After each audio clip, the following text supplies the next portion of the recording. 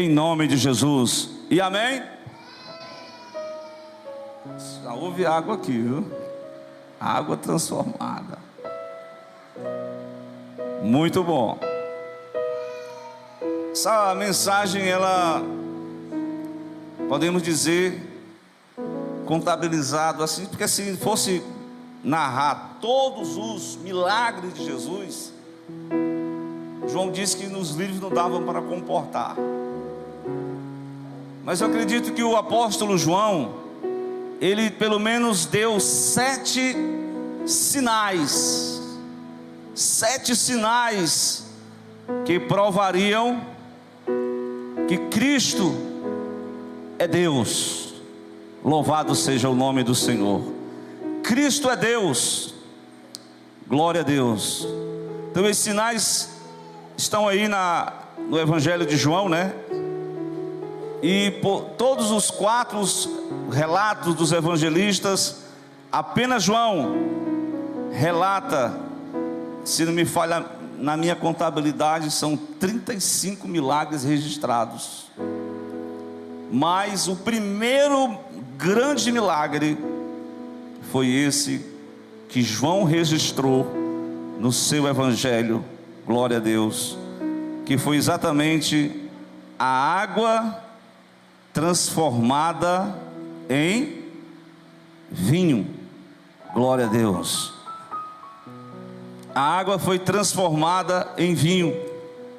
Foi o primeiro sinal. E pode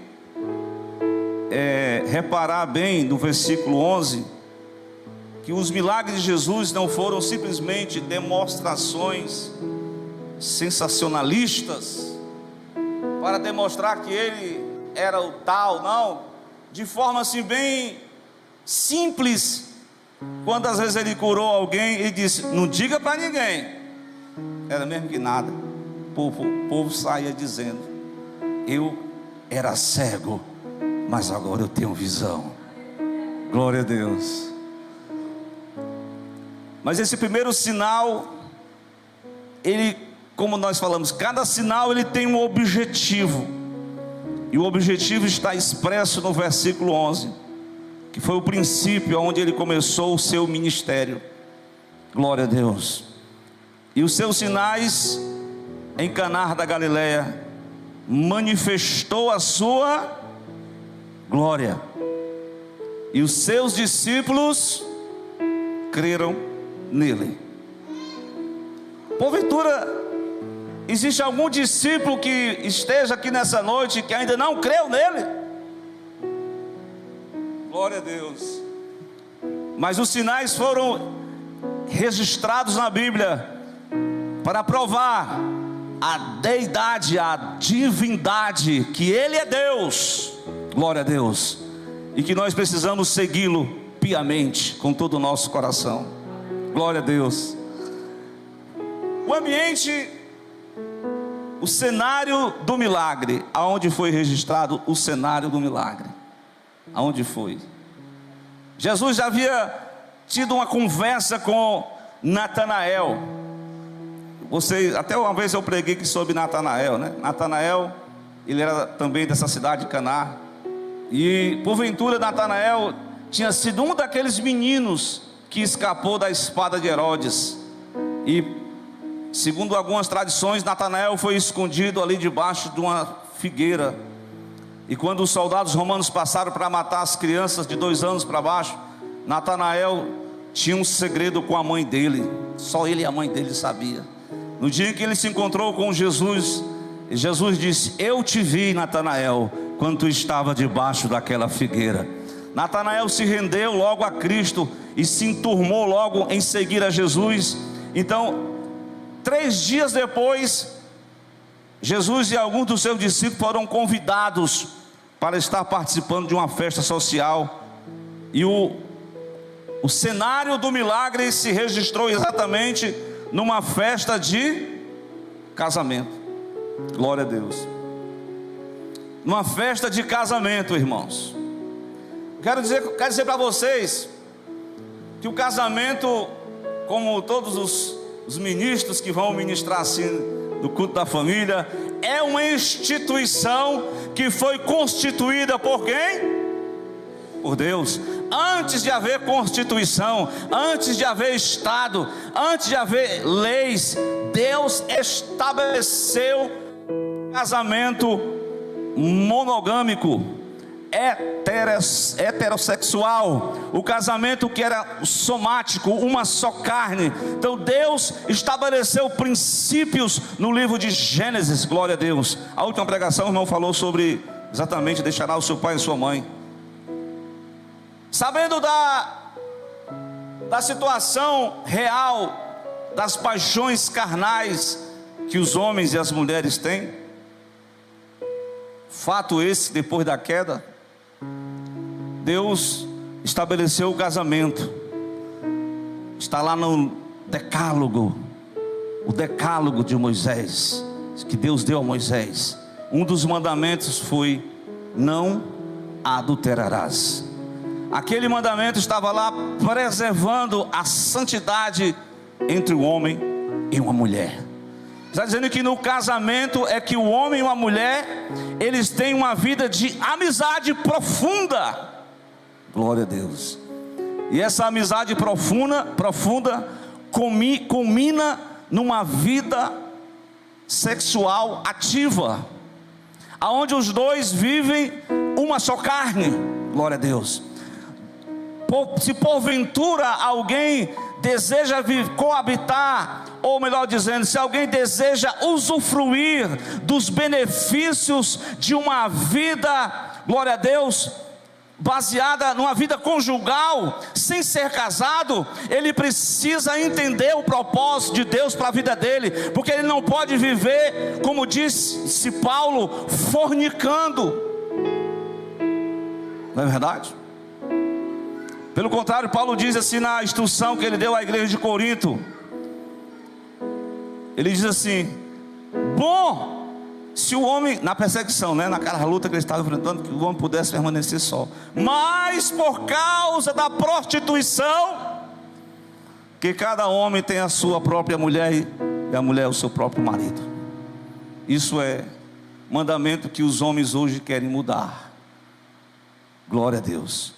Mas eu quero dizer que essa instituição que foi criada por Deus, ela é ratificada pelo próprio Filho de Deus.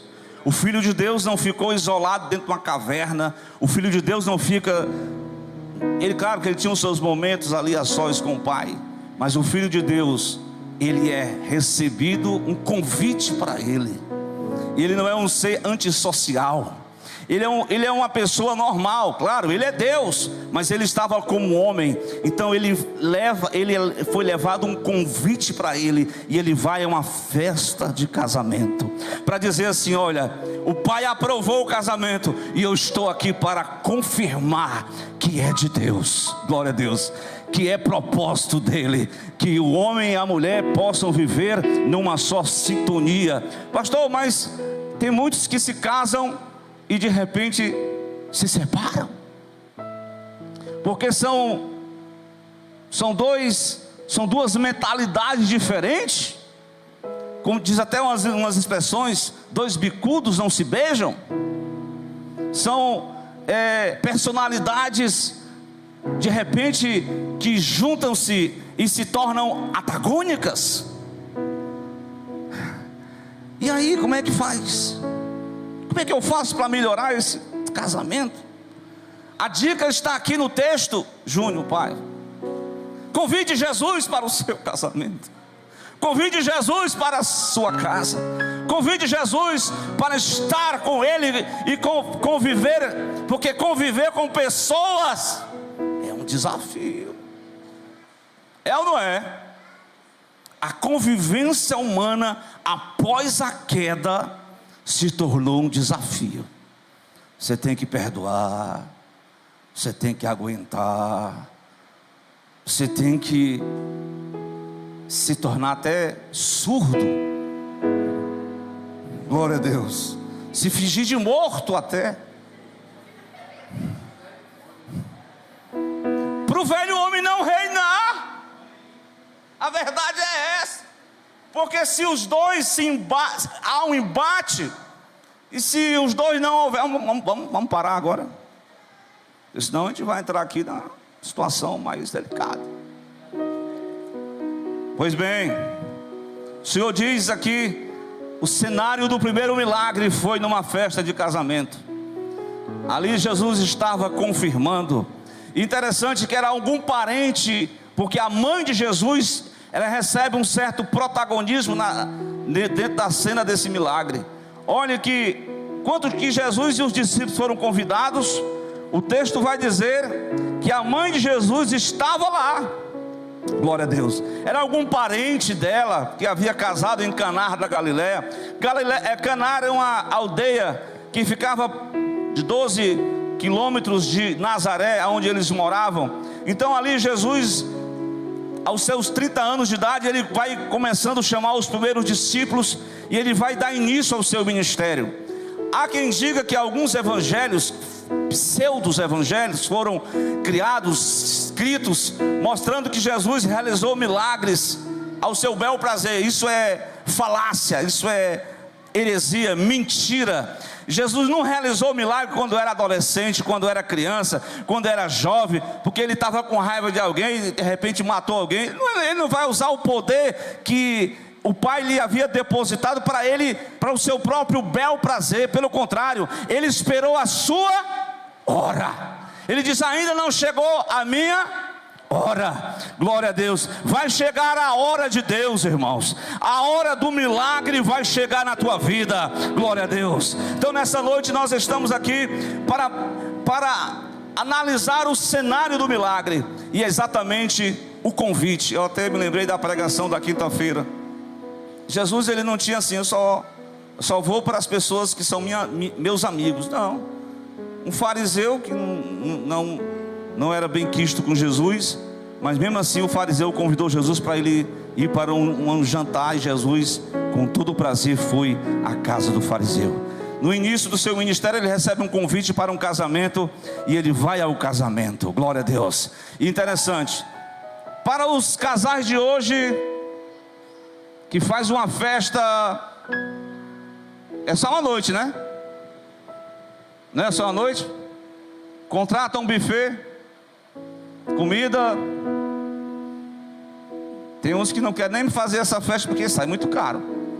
Mas nesse tempo dos bíblicos, quantos dias de festa era? É só 7 dias.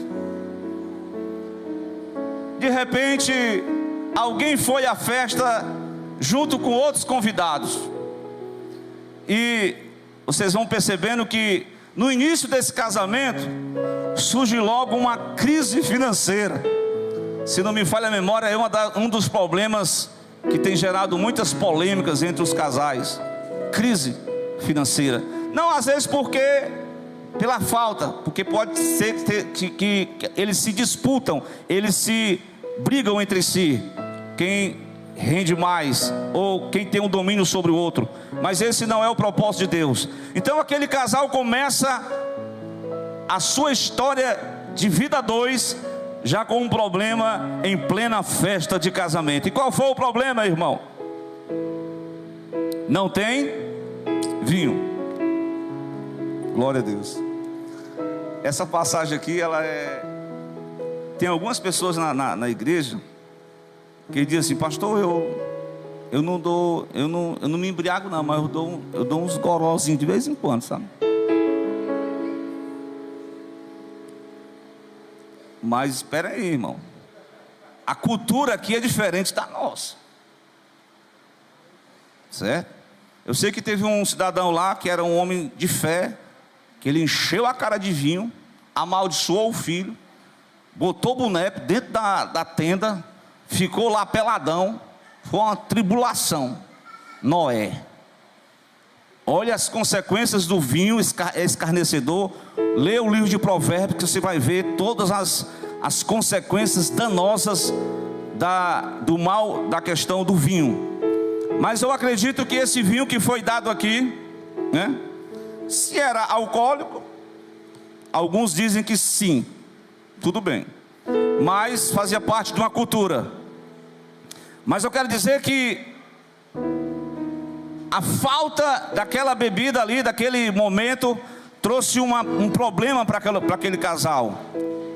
E quando nós temos um problema, nós procuramos alguém que possa nos ajudar. O casal entra em crise, de repente a mulher vai falar com quem? Ou o marido com quem? Com a mãe. Vou falar com a mãe. E aqui eu quero deixar bem claro uma outra verdade desse texto. As pessoas que têm uma tendência de seguir a mãe de Jesus, né? Quer dizer que ela é uma mulher muito... eu estava ouvindo um irmão falar que as mulheres geralmente elas têm uma tendência de falar muito, né? Tem uns homens também que falam muito. Mas aquela mulher, irmão, escute aqui, ela durante mais de 30 anos, ela conseguiu guardar o segredo que só ela sabia, o marido dela sabia, e sobre Jesus.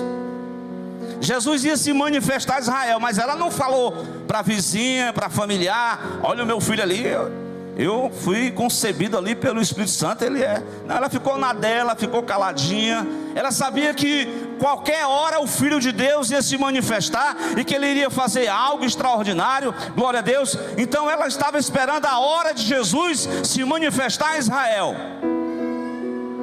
certo? Glória a Deus.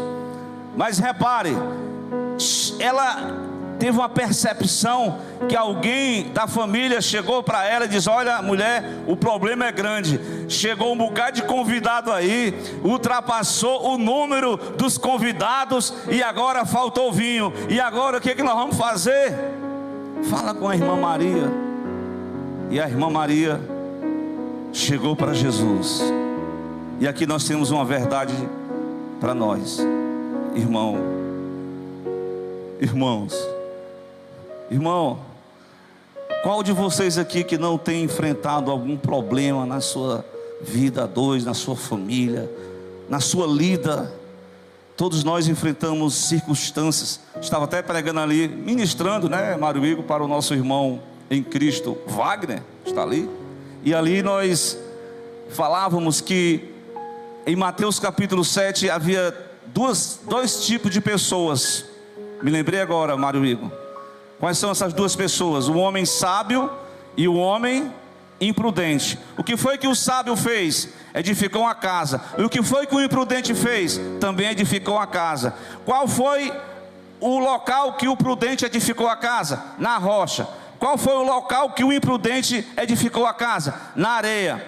Tanto o prudente como o imprudente sofreram as mesmas circunstâncias. A Bíblia diz que veio a chuva, ali soprou os ventos, encheu-se o transbordar dos rios, e deram contra a casa que estava sobre a rocha, e deram contra a casa que estava sobre a areia. E o mais interessante, só quem permaneceu em pé é quem estava com a sua casa edificada sobre onde? Sobre onde? Em que tipo de... Qual é a sua fé está firmada em quem? Você está firmado na areia movediça das circunstâncias da vida, porque qualquer motivo você perde logo as estribeiras, você esquece logo que o seu Deus é quem cuida de você. Ou você está firmado na rocha que é Cristo, na rocha da palavra, na rocha da promessa. Ele tem a promessa, ele diz assim, ó: no mundo tereis aflições, mas tem de bom ânimo, eu venci. Glória a Deus. Todos os dois enfrentaram as mesmas circunstâncias. Todas as famílias enfrentam os mesmos problemas. Só que a diferença é que quem está na rocha clama a pessoa certa. Clama, fala com a pessoa certa. Claro que alguns dizem assim: fala com a mãe que o filho atende. Isso é heresia católica, viu? Porque o que foi que o filho falou para a mãe dele? Mulher, que tenho eu contigo? Ainda não é chegada a minha hora. Você acha que Jesus desrespeitou a mãe? Eu sei que tem uns filhos atuais. O que é que tu quer, coroa? Não respeita mais a mãe, não respeita nem o pai. Tem uns dizeres assim, diferente. Essa palavra mulher aqui, era um termo que era como se fosse senhora. Ele usou 2 vezes para Maria na cruz, quando Jesus estava sendo morto. Ele disse: mulher, eis aí o teu filho. Para João: João, eis aí, cuida aí da minha mãe. Eu estou indo, mas aí cuida da minha mãe. Um pronome, uma palavra de respeito, de tratamento. Mulher, que tenho eu contigo. Sabe o que Jesus ainda disse mais? Ainda não é chegado a minha hora. Irmãos, você está orando aí? Você está orando mesmo? Pastor, eu estou orando um pouco, viu? Mas irmão, vamos começar a orar, irmão. Porque a gente ora bem pouquinho e quer receber grandes, suntuosas bênçãos. Mas se a gente orar um pouco mais, Jesus, glória a Deus, eu começo a reconhecer a grandeza dele. O Senhor é o El Shaddai, o Senhor é o grande eu sou, o Senhor é o soberano, o Senhor é Deus, o Senhor é grande, o Senhor é tremendo, o Senhor abala os céus e a terra. O governo está nas tuas mãos, o poder está nas tuas mãos, a glória e a honra pertencem a ti. Santo, santo, santo é o Senhor dos exércitos, e toda a terra está cheia da sua glória. Eu me rendo, eu te glorifico. Isso aqui é um começo de uma oração, elogiar a Deus. Depois você vai pedir: está faltando, Jesus, está faltando na minha casa alguma coisa, mas eu creio que tu és o Deus da providência. Glória a Deus. Mas interessante, ainda não é chegado a hora de Jesus. A hora dele é como ele quer, na hora que ele quer, no momento dele. Não é no meu momento, não é no seu momento. E Maria reconheceu isso. E aí, quem quer seguir aqui o Evangelho de Maria? Vocês querem? Eu quero. Você não quer não seguir o Evangelho de Maria? Quero ou não quero? Agora pegou os crentes aqui, viu? Eu vou dizer que eu quero. Por quê? Porque ela percebeu que ainda não tinha chegado a hora dele, mas alguma coisa ele vai fazer. Eu não sei, não vai ser na minha hora, não vai ser dentro do meu entendimento, mas ele vai fazer alguma coisa. É o primeiro milagre, é o primeiro sinal. O Evangelho de Maria, irmão Mário Igor e Wagner, sabe qual é? Faça tudo o que ele vos mandar. Faça tudo o que Jesus mandar. Faça tudo o que Jesus mandar. Faça tudo o que Jesus mandar e ponto. Se você fizer o que ele mandar,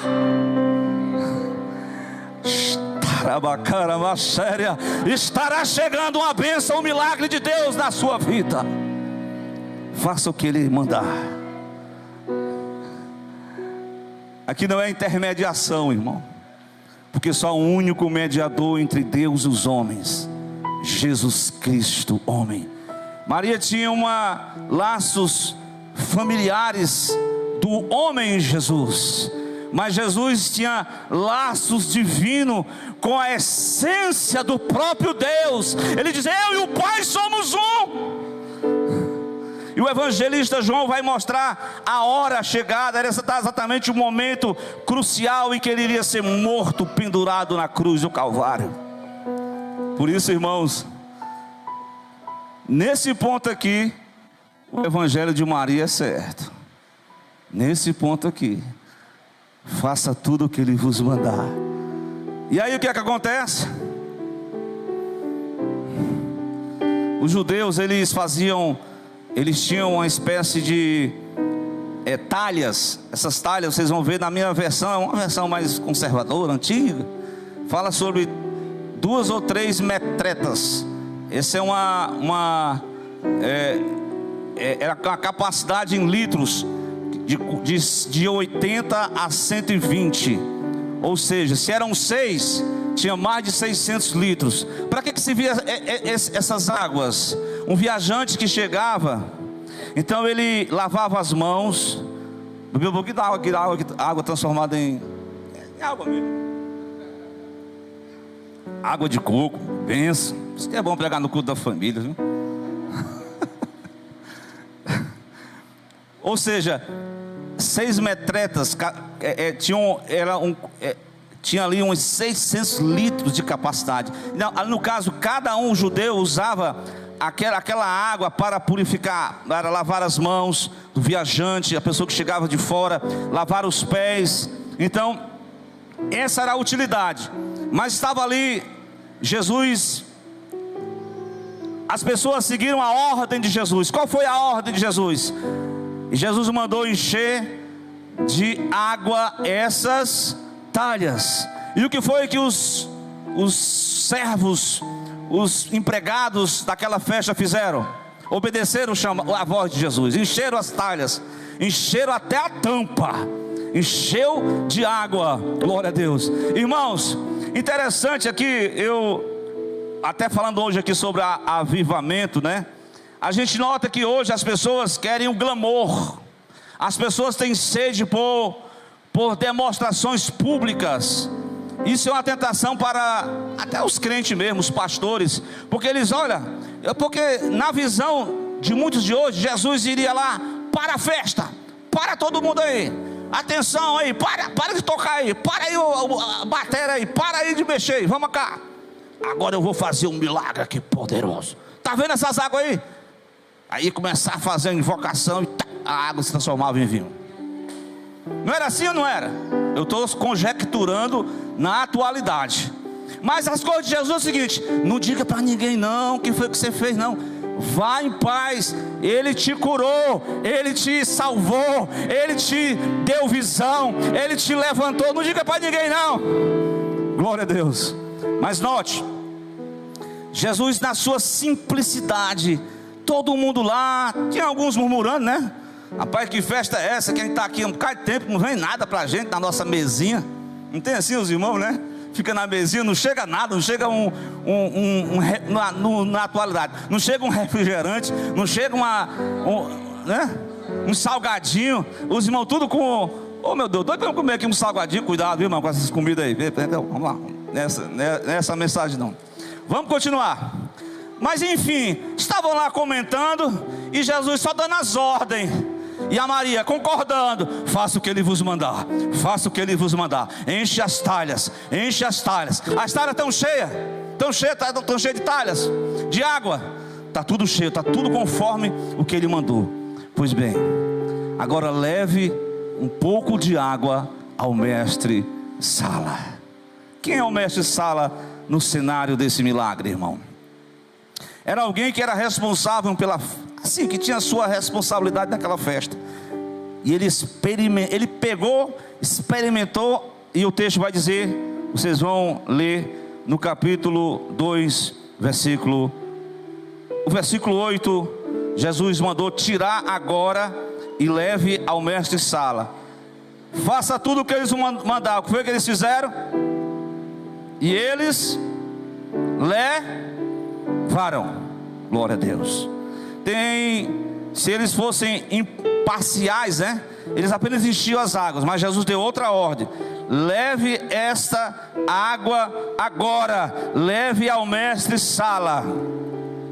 Naquele momento aqueles homens levaram até o mestre Sala. E no versículo 9, o mestre Sala provou a água feita em vinho, não sabendo de onde viera. Se bem, assim, Jesus não deu nenhuma demonstração pública, mas dentro do seu controle divino, a Bíblia fala que os átomos, eu estou estudando essa semana química aí, 2 átomos de hidrogênio, mais um átomo de oxigênio, e de repente, uma mistura grande, porque do vinho eu não sei a fórmula química, mas vários elementos químicos misturados. Então, de um elemento químico simples, ele transformou pequenos átomos. Glória a Deus, é uma mudança tremenda. Parecia algo simples, parecia algo Por que ele não curou, não ressuscitou? Ele começa um milagre transformando a água em vinho. Glória a Deus. E eu pude perceber que o nosso Deus, glória a Deus, Ele não fez isso. Ele fez isso aqui no Novo Testamento. Mas se você copiar um pouco para o Velho Testamento, ele mostra para o faraó que o poder e a glória pertence ao Eu Sou, o Deus de Abraão, de Isaac e de Israel, que enviou Moisés. Moisés orou pelas águas do Nilo, e as águas do Nilo se transformaram em sangue. Quando Moisés e o povo, 600 mil homens, só homens, saíram do Egito, eles chegaram lá, atravessaram o Mar Vermelho e enfrentaram algumas circunstâncias, porque toda a caminhada que as famílias caminham nessa terra tem problemas. Sabe qual foi o problema? Eles caminharam 3 dias no deserto e não encontraram nem um oásis, nem um pouco d'água. E quando começa a faltar as coisas, o que acontece? Os homens e as mulheres, não sei se é mais as mulheres ou os homens, está faltando isso, e não tem água, e cortou a energia, cortou a CAGES, cortou a internet, e agora combatente. É sério, o homem coça a cabeça, meu Deus, e agora?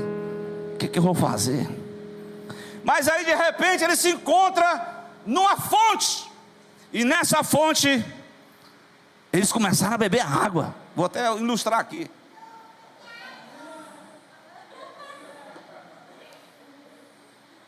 Pelo amor de Deus, cuspiram logo na hora. Poxa, que água ruim. Nessa aqui não, viu? Por que estava ruim? As águas de Mara estavam amargas.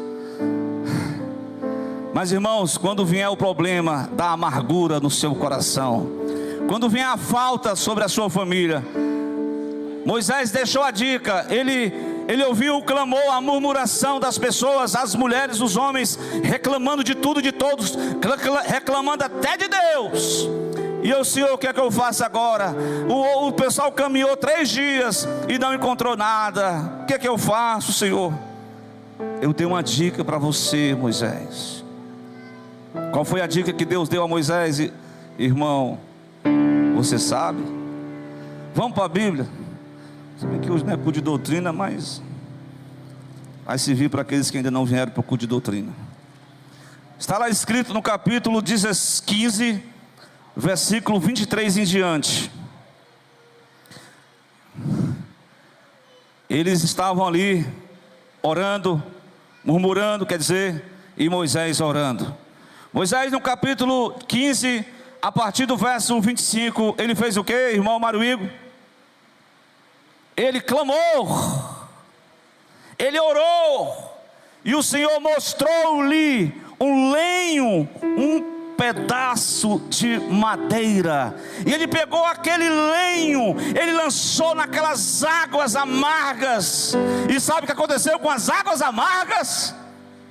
As águas se tornaram doces, água potável. Isso quer dizer, rapaz, é bom pregar no culto da família agora, mas não, você chama os outros, viu? Aqui eu sou só coadjuvante. Glória a Deus. Meu irmão, quer dizer para você que a tua vida pode estar em amargura, você pode estar sofrendo no seu coração, mas tem uma solução nesta noite. Há um cenário de milagre. É quando tudo está perdido, é quando as coisas parecem que não vão dar certo, a situação está amarga, está faltando alguma coisa na tua vida, está na hora de clamar, de invocar o nome do Senhor, e o Senhor vai dar uma saída. E sabe qual é a saída aqui nessa passagem? De forma tipológica. Aí, na teologia, tipologia. Qual é, irmão Miqueias? Se a tua vida está amarga, creia na mensagem do madeiro da cruz. Coloca a mensagem do madeiro na cruz na tua vida. Coloca a mensagem do Cristo crucificado, e a tua amargura vai ser transformada. A tua vida vai ter sabor. A tua vida vai ter gosto. Você vai ter, mesmo faltando alguma coisa, coisa, mas a presença dele não vai faltar na tua vida. O óleo de Deus não vai faltar sobre a tua vida. O transbordar da presença dos rios no teu interior não vai faltar na tua vida. Glória a Deus. Entendeu a mensagem? Ele transforma situações amargas. Transformou a água em sangue para demonstrar o juízo sobre o Egito. Mas agora, glória a Deus, Ele vai estar transformando essa água em vinho, para demonstrar que a vida do homem sem Ele não tem gosto, não tem sabor. A pessoa pode estar até vivendo uma religiosidade, mas veja, quando o mestre Sala experimenta o vinho que Jesus transformou, aquele vinho era diferente. Segundo como é que eu posso dizer assim, as regras de uma festa lá do casamento, eles davam um vinho bem bom no início, né? Aí de repente as pessoas iam, de repente ele pegava, como fosse, vamos dar umas ideias aqui, o pessoal só botava Coca-Cola, só refrigerante bom, de repente tacava os poca-bucho para o povo beber. Entendeu a mensagem? Acordou aí? Entendeu? Pronto, falando mais prático, o pessoal entende, né? Mas você fez diferente, porque com Jesus é diferente, meu irmão. Com Jesus você pode começar com amargura, você pode passar por situações adversas, mas o final com Ele é melhor, a vida com Deus é melhor. O Evangelho traz a diferença, irmão. A transformação do pecador. Jesus transforma o pecador velho, um pecador sem nenhuma graça, Ele faz uma nova criatura. O apóstolo Paulo em Romanos 12, ele disse: transformai-vos pela renovação da vossa mente, para que experimenteis qual seja a boa, perfeita, agradável vontade de Deus para as vossas vidas. Está vendo? Como a transformação de Deus pode ser feita nessa noite. Eu até preguei aqui na quinta-feira sobre a questão de forçar os convidados a entrar, a ir para a festa espiritual de Deus, que Deus promove. Mas tem momentos que as pessoas vão dizer assim, eu vou repetir a mensagem, porque tem mais gente: pastor, não vem com essa história para o meu lado, eu nasci assim, eu vou viver assim, mas não vai morrer assim, em nome de Jesus. Você pode nessa noite experimentar a transformação do seu coração. Eu cheguei aqui, os irmãos, citei hoje um homem que foi procurar, olha aí, o homem não pensava em nada, de repente o pai dele perdeu a jumenta. Sabe essa história, né? O que aconteceu com ele? Ele foi até o profeta Samuel para ver se o profeta revelava onde é que estavam os animais lá do seu pai. Sabe? Glória a Deus. De repente Saul se encontra com Samuel, e Samuel, ele começa a dar palavras proféticas para aquele jovem benjamita, que não tinha nenhuma pretensão. Mas nos capítulos anteriores ao capítulo 10 de 1 Samuel, o povo tinha pedido um rei. O povo vivia num sistema de governo chamado teocrático, mas o povo queria imitar as nações, como eu falei hoje aqui pela manhã. O povo queria uma monarquia, um representante real. Mas o representante real não podia ser uma pessoa meramente sem passar por um processo. E quando Deus fala com Samuel, ele entrega a mensagem para o então candidato, o ungido Saul. Glória a Deus. Sabe o que acontece com Saul? Glória a Deus. Irmãos, olha, eu li aqui que quando Deus deu uns sinais do que ia acontecer com ele. E no momento em que ele estava ali, iria assumir o reinado, glória a Deus, no versículo 6 do capítulo 10, pode anotar aí, irmão Fred.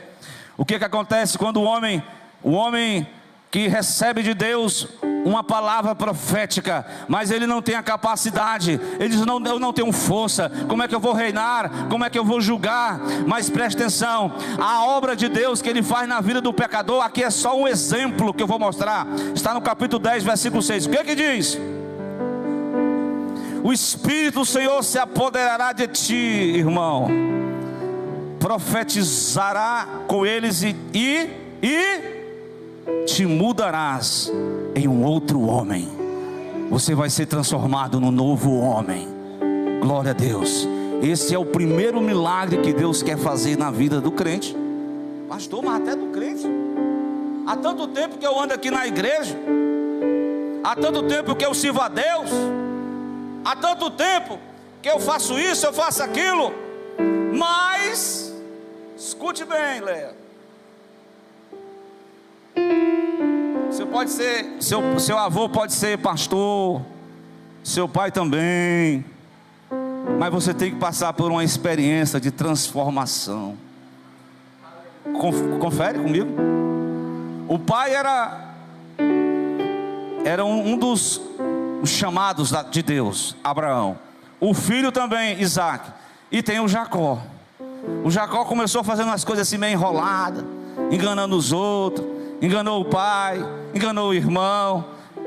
Encontrou um especialista em engano, Labão. Mas ele volta para a terra do pai dele. E no caminho, quando ele atravessa o val do Jaboque, você sabe o que acontece em 32 de Gênesis? O que acontece com ele? Ele faz uma espécie de teofania angelical. Ele se encontra com o anjo do Senhor, ele se agarra com o anjo do Senhor, e ele está em crise. Ele está enfrentando um problema sério na sua família, Johnny. O irmão dele tinha uma briga com ele, e o irmão dele juntou 400 soldados e marchou em direção a Jacó e ao rebanho que ele tinha, e as mulheres dele e as filhos dele, as mulheres dele, porque no caso lá ele, um período lá que ele não guardou essa questão da monogamia. Mas enfim, ele orou ao Senhor a noite toda. E quando ao amanhecer do dia, o anjo disse: me solte. Ele disse: eu não te solto se não me abençoares. Aí o Senhor disse assim: como é mesmo o teu nome? Qual é o teu nome? Ele disse: meu nome é Jacó, suplantador. Mas a partir daquele dia, o anjo tocou na coxa dele, mas ele saiu mancando daquele encontro com Deus. Mas ele saiu com um novo nome. O nome representava uma transformação do caráter de Jacó.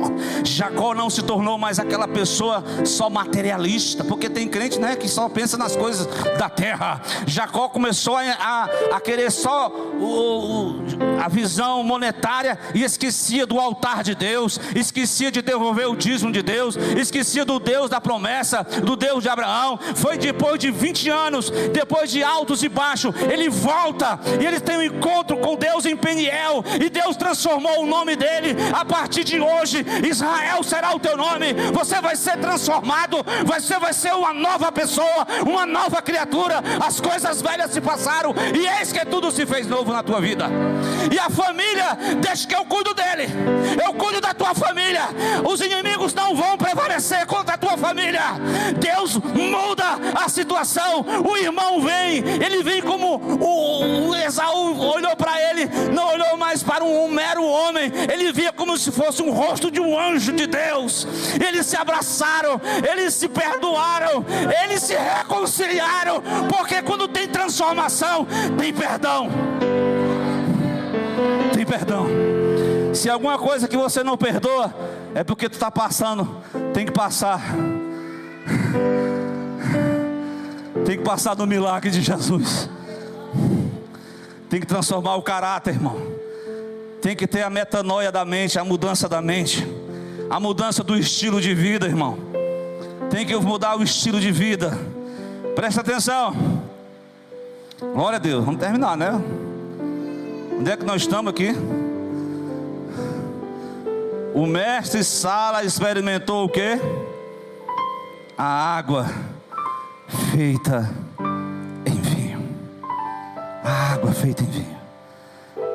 E a mensagem do mestre Sala foi: tudo que Deus faz, tudo que Deus cria é bom. Tudo que Deus faz é bom. Quando havia trevas sobre a face do abismo, Deus disse: haja luz. Quando havia a negridão, Deus estabeleceu as estrelas, o sol, a lua. Deus chamou a vegetação. Deus cria as alimárias. Deus separa os rios da terra. Deus chama o homem. Deus faz o homem dormir. Deus cria a mulher. Deus constitui para o homem. Deus viu que era bom. E o homem se tornou ali uma vida transformada por Deus. Num ambiente que era, a Bíblia diz, um caos.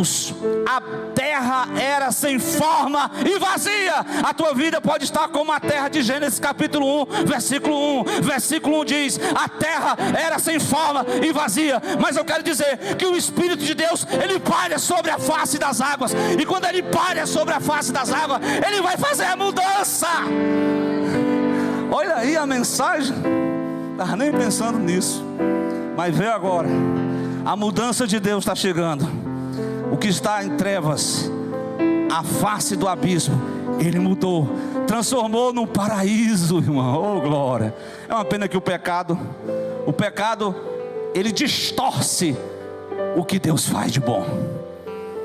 Amém? E assim, meus amados, eu quero concluir dizendo, capítulo 2 de João, Jesus principiou assim os seus sinais em Caná da Galileia, manifestou a sua glória, e os seus discípulos perceberam, creram nele. Este homem não é só um homem, ele é o Messias, ele é Deus. Ainda que a minha vida esteja em amargura, que o meu caráter esteja deformado, que a minha vida esteja para baixo, ele pode mudar a minha situação. Ele pode mudar o meu coração nessa noite. E eu quero dizer